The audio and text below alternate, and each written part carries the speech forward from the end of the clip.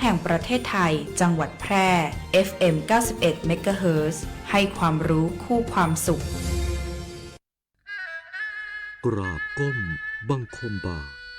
ปิยราชธิดาพระเสด็จสู่ฟ้าปวงประชาร่ำให้ครวญนานาพระกรณียกิจในดวงจิตทวินหวนทุกเร้าเศร้าในสวงพระคือดวงใจไทย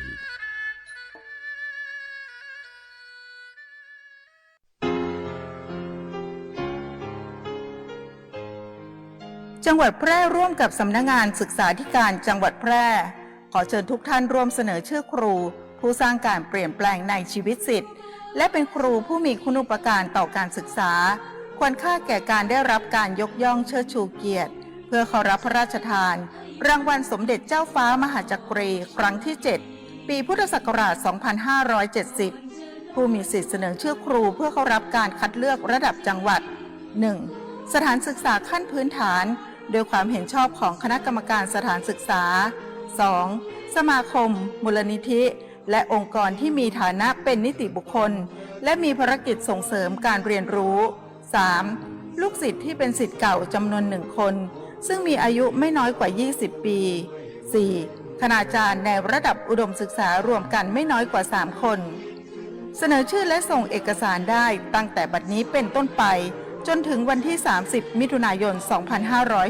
2569 สอบถามรายละเอียดเพิ่มเติมได้ที่ www.pmca.or.th หรือศูนย์ประสานงานรางวัลสมเด็จเจ้าฟ้ามหาจักรีสำนักงานศึกษาธิการจังหวัดแพร่ครุสภาจังหวัดแพร่เลขที่ 168 หมู่ 2 ตำบลป่าแมดอำเภอเมืองแพร่จังหวัดแพร่หมายเลขโทรศัพท์ 054-520-807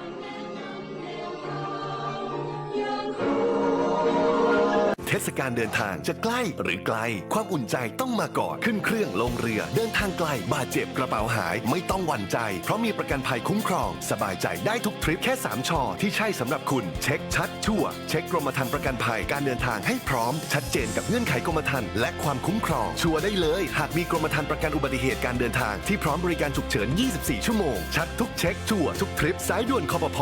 1186คปภคุ้มครองผู้ทำประกันภัยคุ้มครองคุณ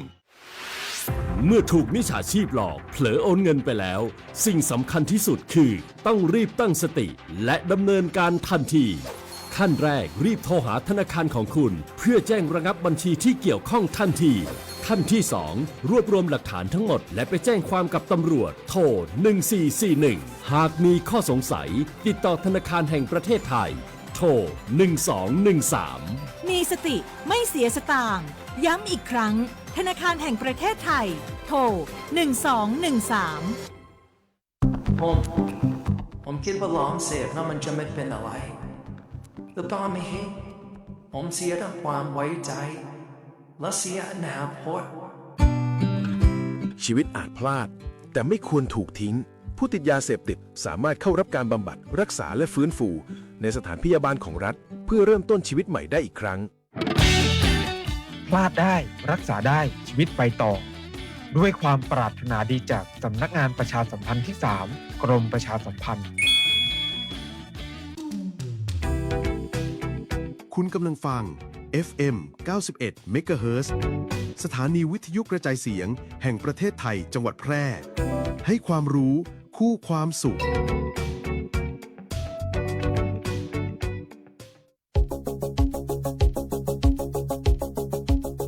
ข่าวสารฉับไวใกล้ตัวบริการทันใจร่วมแรงร่วมใจงานบ้านงานบุญประกวดราคาโปร่งใสและติดตามสภาพอากาศประจำวันโดยทีมข่าวสวทแพร่ FM 91 เมกะเฮิรตซ์สถานีข่าวดีของประชาชนคนเมืองแพร่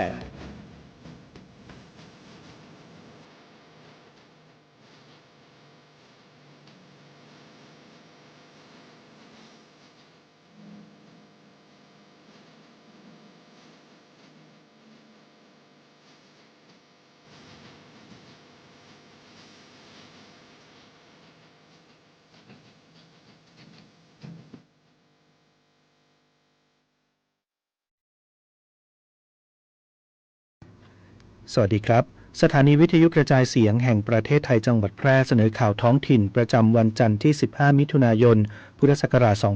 2569 โดยมีหัวข้อข่าวดังนี้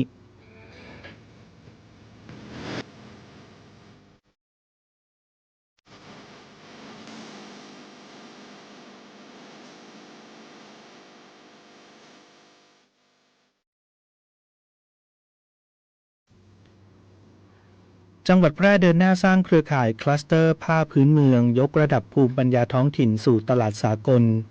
ผู้ว่าราชการจังหวัดแพร่มอบเกียรติบัตรยุวสิงห์มหาดไทยรุ่นที่ 1 สร้างเครือข่ายเยาวชนต้นแบบร่วมใจต้านยาเสพติด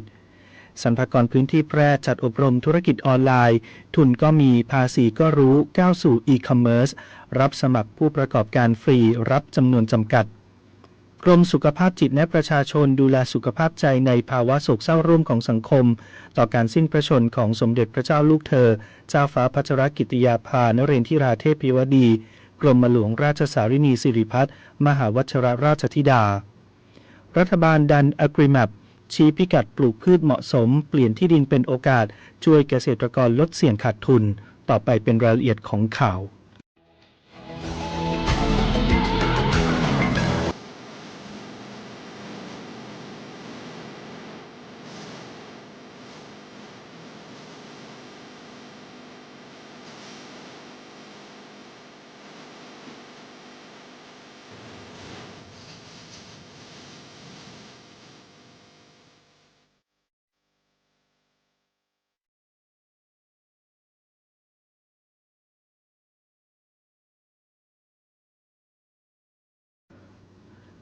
จังหวัดแพร่เดินหน้าสร้างเครือข่ายคลัสเตอร์ผ้าพื้นเมืองยกระดับภูมิปัญญาท้องถิ่นสู่ตลาดสากลวันนี้ที่โรงแรมทาริสอาร์ตโฮเทลจังหวัดแพร่นายคุณากรโคชหิรันรองผู้ว่าราชการจังหวัดแพร่เป็นประธานเปิดการอบรมสัมมนาเชิงปฏิบัติการสร้างเครือข่ายกลุ่มคลัสเตอร์ผ้าพื้นเมืองแพร่และสรุปผลการจัดทำแผนบริหารจัดการกลุ่มคลัสเตอร์ภายใต้โครงการส่งเสริมและสร้างมูลค่าผลิตภัณฑ์จากอัตลักษณ์และภูมิปัญญาท้องถิ่นสู่ตลาดยุคใหม่ประจำปีงบประมาณ 2569 เพื่อยกระดับศักยภาพผู้ประกอบการผ้าพื้นเมืองให้สามารถแข่งขันได้ทั้งในประเทศและต่างประเทศพร้อมผลักดันการพัฒนาผลิตภัณฑ์ให้มีความร่วมสมัยสร้างมูลค่าเพิ่มและก้าวสู่ตลาดแฟชั่นระดับสากลโดยมีผู้ประกอบการผ้าพื้นเมืองช่างฝีมือนักออกแบบและผู้แทนจากภาครัฐภาคเอกชนในจังหวัดแพร่ก็ร่วมกิจกรรมกว่า 60 คนซึ่งจัดขึ้นระหว่างวันที่ 15 ถึง 17 มิถุนายน 2569 การอบรมครั้งนี้มุ่งสร้างความเข้าใจเกี่ยวกับแนวคิดการรวมกลุ่มคลัสเตอร์ส่งเสริมความร่วมมือระหว่างผู้ผลิตผู้แปรรูปนักออกแบบและผู้จำหน่ายตลอดจนห่วงโซ่อุปทานตั้งแต่ต้นน้ำกลางน้ำและปลายน้ำเพื่อพัฒนาศักยภาพการบริหารจัดการอย่างเป็นระบบพร้อมเปิดเวทีระดมความคิดเห็นจัดทำแผนบริหารจัดการเครือข่ายทั้งระยะสั้นและระยะยาวรวมถึงปลูกฝังแนวคิด Grow Together Mindset หรือการเติบโตไปด้วยกันเพื่อสร้างความเข้มแข็งให้เครือข่ายคลัสเตอร์ผ้าพื้นเมืองแพร่สามารถขับเคลื่อนการพัฒนาอย่างยั่งยืนกำหนดทิศทางการยกระดับผ้าพื้นเมืองให้เป็นอัตลักษณ์สำคัญของจังหวัดและสร้างโอกาสทางเศรษฐกิจแก่ชุมชนท้องถิ่นในอนาคต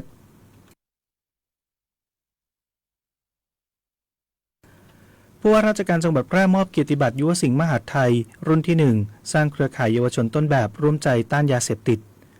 เมื่อวันที่ 12 มิถุนายน 2569 นายสมชัยเลิศประสิทธิพันธ์ผู้ว่าราชการจังหวัดแพร่เป็นประธานในพิธีปิดการอบรมโครงการเครือข่ายหมู่บ้านชุมชนร่วมใจต้านภัยยาเสพติดประจำปีงบประมาณ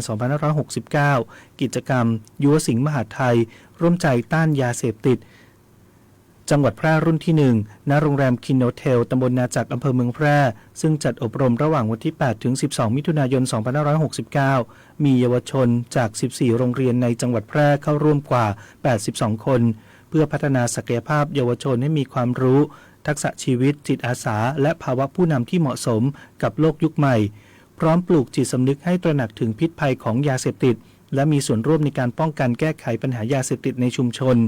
สร้างเครือข่ายเยาวชนต้นแบบที่สามารถเป็นแกนนำในการรณรงค์เผยแพร่ข้อมูลข่าวสารและขับเคลื่อนกิจกรรมสร้างสรรค์ในสถานศึกษาและสังคม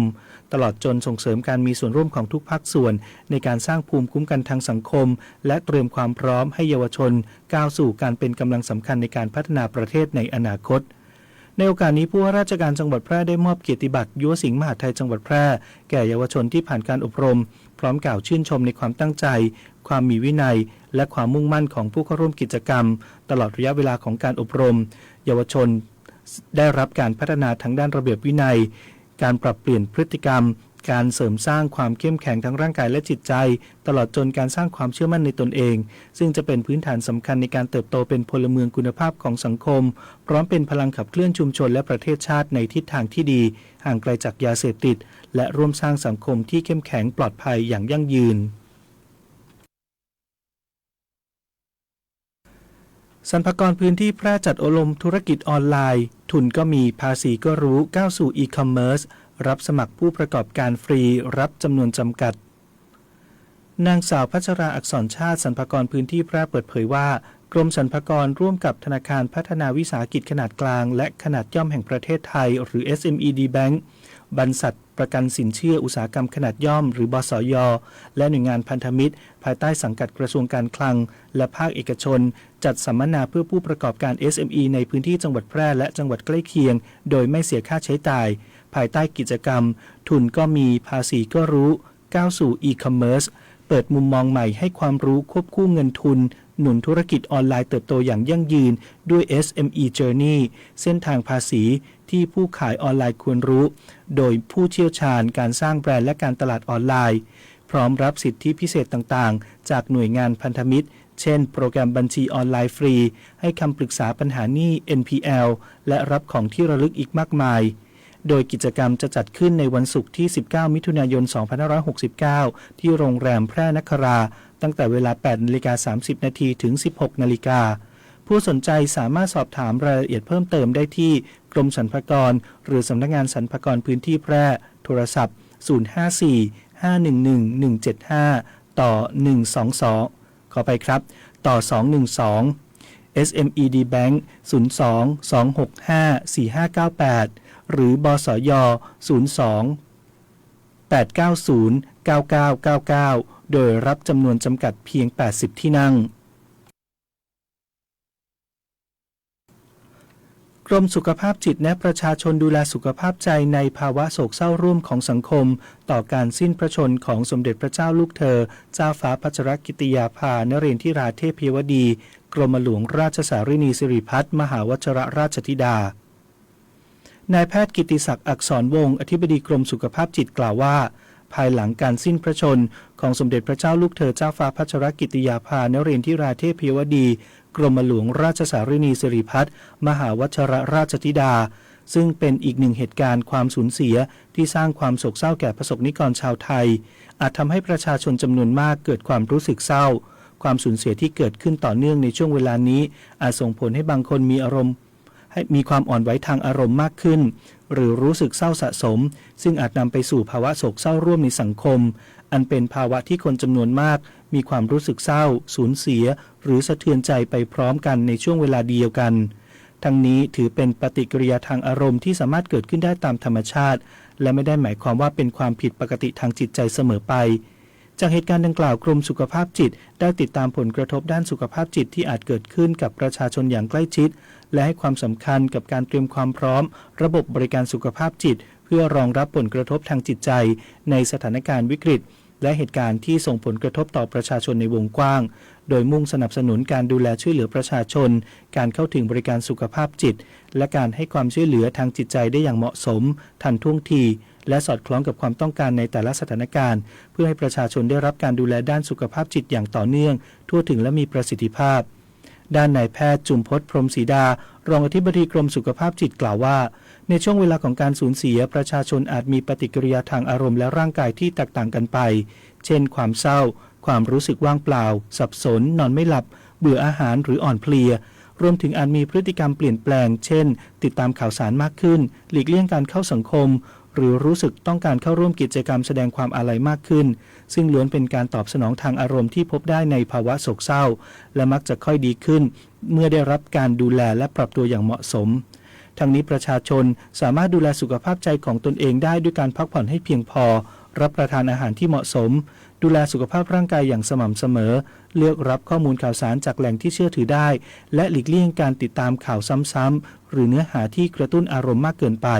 รวมทั้งเปิดโอกาสให้ตนเองได้แสดงความรู้สึกอย่างเหมาะสมเช่นการพูดคุยกับคนใกล้ชิดหรือการเข้าร่วมกิจกรรมแสดงความอาลัยและน้อมรำลึกในระดับที่พอดีโดยกลุ่มที่ควรได้รับการดูแลเป็นพิเศษได้แก่เด็กผู้สูงอายุผู้ที่มีปัญหาสุขภาพจิตเดิมและผู้ที่เคยมีประสบการณ์สูญเสียมาก่อนขณะที่ครอบครัวและคนใกล้ชิดสามารถช่วยเหลือได้ด้วยการรับฟังอย่างเข้าใจโดยไม่ตัดสินเปิดพื้นที่ให้ได้ระบายความรู้สึกชวนทำกิจกรรมหรือร่วมพิธีแสดงความอาลัยที่มีความหมายและสังเกตสัญญาณเสี่ยงเช่นอาการซึมเศร้ารุนแรงความฉุนเฉียวผิดปกติหรือการพูดถึงการทำร้ายตนเองรัฐบาลดัน Agrimap ชี้พิกัดปลูกพืชเหมาะสมเปลี่ยนที่ดินเป็นโอกาสช่วยเกษตรกรลดเสี่ยงขาดทุนร้อยเอกหญิงภัทรดารัตน์ทองสลุยกรรองโฆษกประจำสำนักนายกรัฐมนตรีเปิดเผยว่ารัฐบาลโดยกระทรวงเกษตรและสหกรณ์ให้ความสำคัญกับการยกระดับภาคการเกษตรด้วยเทคโนโลยีและนวัตกรรมเพื่อช่วยให้เกษตรกรวางแผนการผลิตได้อย่างมีประสิทธิภาพลดต้นทุนเพิ่มรายได้และสามารถปรับตัวรับมือกับความผันผวนของตลาดและสภาพอากาศได้ดียิ่งขึ้นโดยนายสุริยะจึงรุ่งเรืองกิจรัฐมนตรีว่าการกระทรวงเกษตรและสหกรณ์ได้ผลักดันการใช้ระบบ Agrimap หรือแผนที่เกษตรเพื่อการบริหารจัดการเชิงรุกเป็นเครื่องมือสำคัญในการวิเคราะห์ศักยภาพพื้นที่โดยบูรณาการข้อมูลด้านดินน้ำพืชเศรษฐกิจและสังคมเพื่อช่วยทั้งเกษตรกรและหน่วยงานภาครัฐตัดสินใจวางแผนการผลิตได้อย่างเหมาะสม Agrimap เปรียบเสมือนเข็มทิศด้านการเกษตรที่ช่วยตอบคำถามว่าพื้นที่ใดควรปลูกพืชชนิดใดจึงจะเหมาะสมที่สุดช่วยลดปัญหาการใช้ที่ดินไม่สอดคล้องกับศักยภาพพื้นที่ลดความเสี่ยงจากการผลิตที่ไม่คุ้มทุนและเพิ่มโอกาสสร้างรายได้อย่างยั่งยืนให้กับเกษตรกรด้านกรมพัฒนาที่ดินซึ่งเป็นหน่วยงานหลักในการขับเคลื่อนการปรับเปลี่ยนพื้นที่ไม่เหมาะสมตาม Agrimap ได้ส่งเสริมให้เกษตรกรปรับรูปแบบการผลิตโดยเฉพาะพื้นที่ปลูกข้าวที่มีข้อจำกัดด้านทรัพยากรไปสู่ระบบเกษตรผสมผสานผ่านมาตรการสำคัญอาทิการปรับโครงสร้างพื้นที่การพัฒนาน้ำในไร่นาการปรับปรุงบำรุงดินการส่งเสริมเกษตรปลอดภัยและการสร้างเครือข่ายเกษตรกรต้นแบบร้อยเอกหญิงภัทรดารัตน์กล่าวว่ารัฐบาลจะเดินหน้าพัฒนา Agrimap ให้เป็นเครื่องมือช่วยตัดสินใจอัจฉริยะมากยิ่งขึ้นเพื่อให้เกษตรกรเข้าถึงข้อมูลที่ถูกต้องใช้ทรัพยากรอย่างคุ้มค่าและสามารถวางแผนการผลิตให้สอดคล้องกับศักยภาพของพื้นที่และความต้องการของตลาดอันจะนำไปสู่การยกระดับรายได้และคุณภาพชีวิตของเกษตรกรไทยอย่างยั่งยืนในระยะยาวสวัสดีเจ้าน้ำตาลพิจักคณะนะเจ้าขอเชิญชวนฮีโร่เจ้าประจำตีสัญญาว่าจะมาบริจาคเลือดตึง3 เดือนและคนตีมาบริจาคเตือแรกอยากให้อยู่ด้วยกันไปเมินๆส่วนคนตีหายไปหมู่เฮายังรอคุณปิกมาหาเสมอเนอะเจ้าสำหรับไผที่ยังบ่เคยบริจาคเลือดมาลองเป็นผู้ฮื้อและมาเป็นครอบครัวเดียวกันเนอะเจ้าเพราะทุกวินาทีคือโอกาสช่วยชีวิตการฮื้อเลือดเลยเป็นเรื่องที่รอวันผูกบ่ได้ติดตาม Give But Now ฮื้อเลือดฮื้อได้ฮื้อเลยได้ทุกแพลตฟอร์ม Official ของศูนย์บริการโลหิตแห่งชาติสภากาชาดไทยเจ้ากฎหมายง่ายจังแค่ฟังก็เข้าใจโดยสำนักงานกิจการยุติธรรมตอนทิ้งซากสัตว์ผิดที่ผิดกฎหมายอ้าวเอ้ยน้องทำอะไรนะฮะมาโยนอะไรข้างทางแบบนี้ล่ะฮะเอ้าก็ทิ้งหมาตายไงล่ะเนี่ยไม่เห็นแล้วลุงเฮ้ยเอามาทิ้งข้างทางอย่างนี้ไม่ได้นายน้องมันต้องใส่ถุงให้มิดชิดแล้วก็ไปทิ้งที่ถังขยะหรือไม่ก็เอาไปทิ้งที่เทศบาลเขากำหนดไว้มาโยนข้างทางแบบนี้ไม่ได้นะเฮ้ยใช่แล้วค่ะเพราะกฎหมายว่าไว้การทิ้งซากสัตว์ไม่ถูกที่จะต้องถูกปรับเงินไม่เกิน 5,000 บาทฉะนั้นอย่าทิ้งซากสัตว์ให้อุจจาตาประชาชนแล้วก็เป็นแหล่งเพาะเชื้อโรคเลยนะคะอุ้ยปรับเงินตั้ง 5,000 บาทเลยเหรอผมมาไปฝังใต้ต้นมะม่วงบ้านผมให้เป็นปุ๋ยดีกว่านะลุงใช่แล้วไอ้หนุ่มดีกว่าเสียเงินเยอะเลยนะ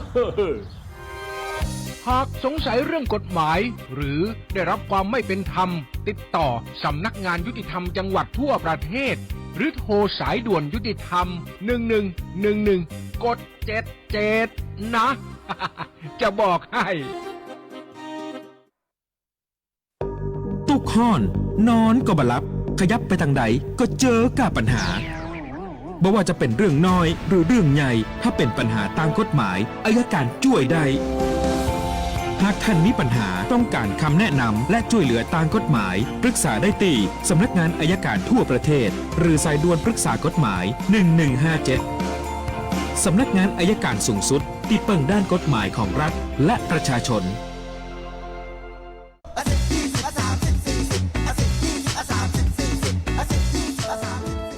ถ้าความเร็วบนท้องถนนในชุมชนเป็นตัวเลขเหล่านี้ก็คงดี แต่ในความเป็นจริงยังมีผู้ขับขี่ใช้ความเร็วสูงและการขับรถเร็วเกินกฎหมายกำหนดยังเป็นสาเหตุหลักที่ทำให้เกิดอุบัติเหตุเดินทางถึงบ้านอย่างปลอดภัยขับขี่ด้วยความใส่ใจอย่าขับเร็วอย่าขับซิ่งขับขี่ปลอดภัยลดความเร็วลดอุบัติเหตุด้วยความปรารถนาดีจากกองทุนเพื่อความปลอดภัยในการใช้รถใช้ถนนและสำนักงานขนส่งจังหวัดแพร่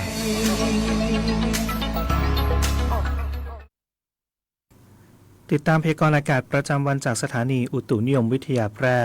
ประจำวันจันทร์ที่ 15 มิถุนายน 2569 ลักษณะอากาศทั่วไปของประเทศไทยมีฝนฟ้าคะนองและฝนตกหนักบางแห่งบริเวณภาคเหนือภาคตะวันออกเฉียงเหนือตอนบนและภาคตะวันออกเนื่องจากมรสุมตะวันตกเฉียงใต้กำลังปานกลางพัดปกคลุมทะเลอันดามันประเทศไทยและอ่าวไทยประกอบกับมีหย่อมความกดอากาศต่ำปกคลุมบริเวณประเทศเวียดนามตอนบนขอให้ประชาชนในบริเวณดังกล่าวเตรียมพร้อมระวังอันตรายจากฝนตกหนักและฝนที่ตกสะสมซึ่งอาจทำให้เกิดน้ำท่วมฉับพลันและน้ำป่าไหลหลากโดยเฉพาะพื้นที่เสี่ยงใกล้ทางน้ำไหลผ่านและพื้นที่ลุ่มสำหรับคลื่นลมบริเวณทะเลอันดามันตอนบนมีกำลังปานกลางโดยมีคลื่นสูง 1-2 เมตรส่วนทะเลอันดามันตอนล่างและอ่าวไทยมีคลื่นสูงประมาณ1 เมตรบริเวณที่มีฝนฟ้าคะนองคลื่นสูงมากกว่า2 เมตรขอให้ชาวเรือบริเวณทะเลอันดามันและอ่าวไทยเดินเรือด้วยความระมัดระวังและหลีกเลี่ยงการเดินเรือในบริเวณที่มีฝนฟ้าคะนองพยากรณ์อากาศบริเวณภาคเหนือมีฝนฟ้าคะนอง40%ของพื้นที่และมีฝนตกหนักบางแห่งบริเวณจังหวัดแม่ฮ่องสอนเชียงใหม่เชียงรายน่านตากและพิษณุโลกอุณหภูมิต่ำสุด 23-24 องศาเซลเซียสอุณหภูมิสูงสุด 33-36 องศาเซลเซียสลมตะวันตกเฉียงใต้ความเร็ว 10-20 กิโลเมตรต่อชั่วโมงพยากรณ์อากาศบริเวณจังหวัดแพร่มีฝนฟ้าคะนอง60%ของพื้นที่ทัศนวิสัย 5-15 กิโลเมตรลมตะวันตกเฉียงใต้ความเร็ว 10-20 กิโลเมตรต่อชั่วโมงที่สถานีอุตุนิยมวิทยาแพร่วานนี้วัดอุณหภูมิสูงสุดได้ 34.2 องศาเซลเซียสเช้าวันนี้วัดอุณหภูมิต่ำสุดได้ 24.6 องศาเซลเซียสคาดว่าอุณหภูมิสูงสุดวันนี้ประมาณ 34 องศาเซลเซียสคาดว่าอุณหภูมิต่ำสุดเช้าพรุ่งนี้ประมาณ 24 องศาเซลเซียสปริมาณน้ำฝนตั้งแต่เวลา 7 นาฬิกาวันนี้จนถึง 7 นาฬิกาของวันนี้วัดได้ 5.7 มิลลิเมตรวันนี้ดวงอาทิตย์ตกเวลา 18 นาฬิกา 56 นาทีวันพรุ่งนี้ดวงอาทิตย์ขึ้นเวลา 5 นาฬิกา 44 นาที